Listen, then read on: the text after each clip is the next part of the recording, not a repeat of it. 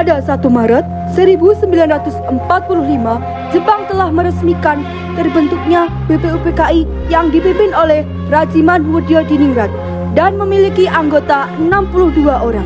Dalam BPUPKI terjadi sidang 1, yaitu pada tanggal 29 Mei sampai dengan 1 Juni 1945 di Gedung Chuosangi Involkarsa.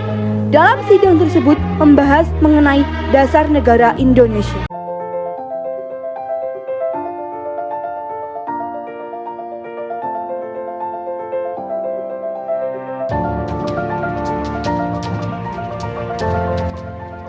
Assalamualaikum warahmatullahi wabarakatuh. Waalaikumsalam warahmatullahi wabarakatuh. Saudara bangsa dan tanah air, mari kita ucapkan syukur kehadirat Allah Subhanahu wa Ta'ala karena berkat rahmat dan hidayahnya kita dapat berkumpul di ruangan ini. Indonesia akan segera menghadapi babak yang baru yang akan merubah bangsa Indonesia menjadi lebih baik. Merdeka! Merdeka! Maka dalam kesempatan ini kita akan menentukan dasar negara yang tepat untuk bangsa kita yang tercinta ini. Saya selaku Ketua BPUPKI dengan ini menyatakan membuka rapat penetapan dasar dengan secara resmi.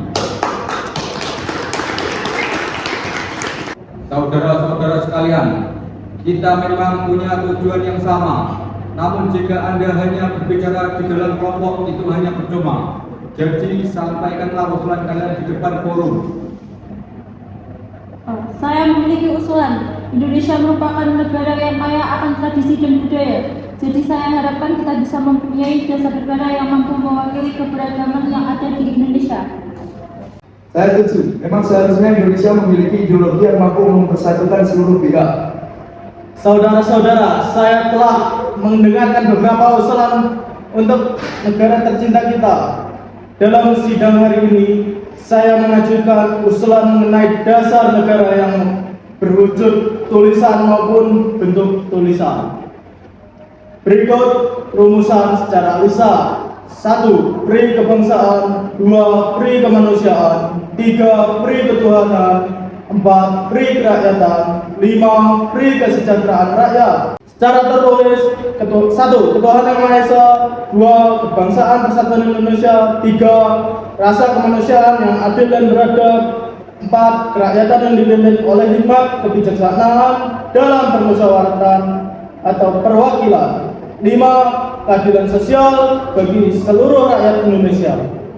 Bung Yamin, saya akui pendapatku sangat luar biasa. Tapi Bung harus ingat Indonesia memiliki mayoritas penduduknya beragama Islam. Jadi dasar negara kita harus berdasarkan Islam. Betul Bu, seharusnya Islam lebih diutamakan dalam negara ini. Allahu Akbar, Allahu Akbar. Apa Tuhan tidak mendengarkan pernyataan dari Tuan Agus Salim? Kita membutuhkan dasar negara yang menyeluruh, bukan kelompok Anda saja. Keadaan rapat menjadi kisruh dan kacau. Seluruh anggota berdebat sesuai kehendaknya masing-masing. Kemudian A.A. Maramis menengahi persoalan yang terjadi. Saya sependapat dengan saudara Muhammad Yamin. Ide saudara sudah baik karena mengandung unsur ketuhanan yang sesungguhnya telah mewakili keadaan Indonesia yang beragam agama. Sidang diberhentikan dan belum juga mendapatkan dasar negara yang sesuai untuk negara Indonesia. Sehingga sidang dilanjutkan pada hari selanjutnya, yaitu tanggal 31 Mei 1945 di ruang Volksart. Saudara sebangsa dan setanah air, kita telah mengadakan rapat namun belum juga mendapatkan titik terang usulan yang tepat. Hari ini kita berkumpul lagi untuk membahas hal yang sama, yaitu dasar negara. Saudara Notulen, silakan jelaskan kembali hasil rapat kemarin. Pada rapat sebelumnya telah mendapat satu usulan, yaitu pertama, ketuhanan yang Maha Esa. Kedua, kebangsaan persatuan Indonesia. Ketiga, rasa kemanusiaan yang adil dan beradab. Keempat, kerakyatan yang dipimpin oleh hikmat kebijaksanaan dalam permusyawaratan perwakilan. Kelima, keadilan sosial bagi seluruh rakyat Indonesia. Namun masih ada perdebatan pada satu poin. Baiklah, apakah ada usulan baru yang berkesan berkaitan dengan hal tersebut? Pada dasarnya, agama hanya tertuju pada satu Tuhan yang sama, yaitu Tuhan Yang Maha Esa. Jadi apa kita memperdebatkannya? masih banyak hal lain yang lebih penting yang harus dipikirkan.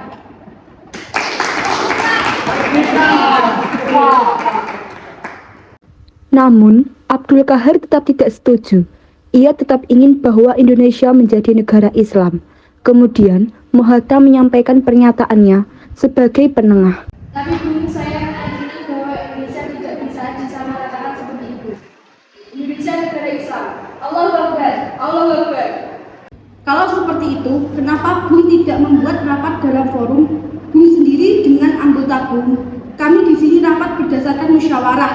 Apalagi BUM tidak bisa menahan ego kelompok BUM.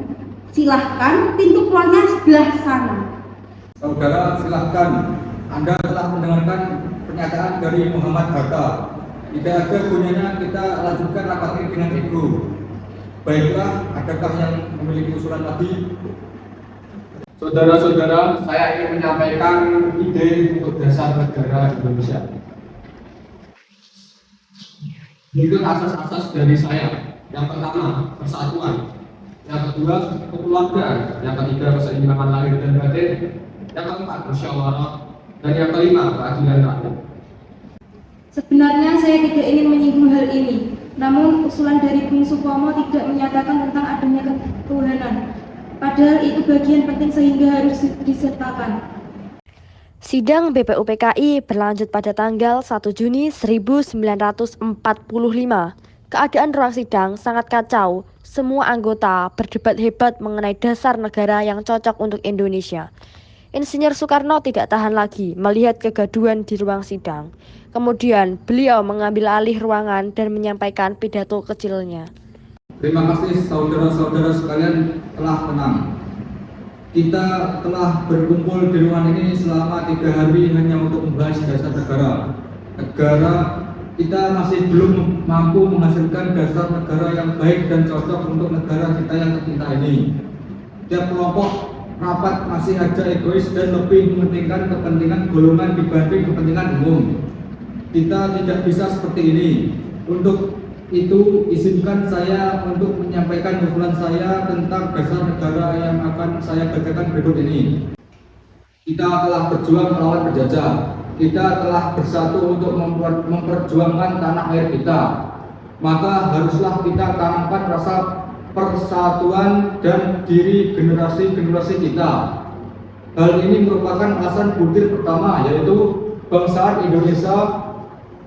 Mungkin bangsa ini merupakan bangsa yang baru lahir, maka haruslah untuk menjalin hubungan baik dengan negara lain telah lebih dulu merdeka untuk menjalin hubungan di bidang sosial, ekonomi, dan politik. Hal ini merupakan dasar dari butir kedua, yaitu internasionalisme.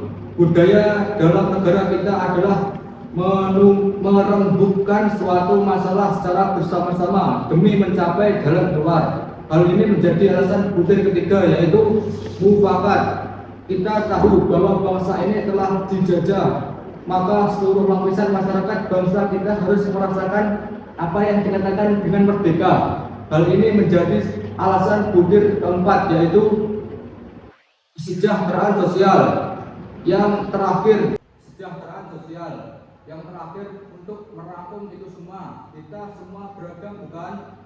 Maka kita harus memiliki pedoman, yaitu Tuhan, namun bukan Tuhan dalam agama Islam saja, melainkan mencakup seluruh agama yang ada di Indonesia, yaitu ketuhanan yang Maha Esa. Demikian usulan dari negara dari saya.